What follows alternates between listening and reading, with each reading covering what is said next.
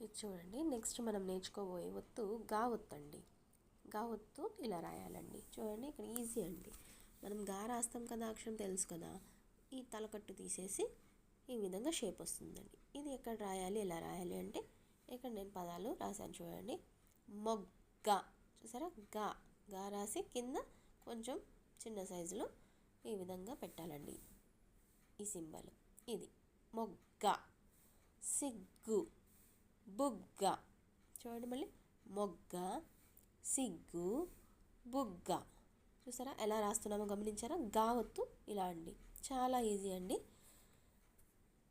చూడండి ఇంకొన్ని పదాలు. దగ్గు, బొగ్గు, తగ్గు, ఉగ్గు, అగ్గి.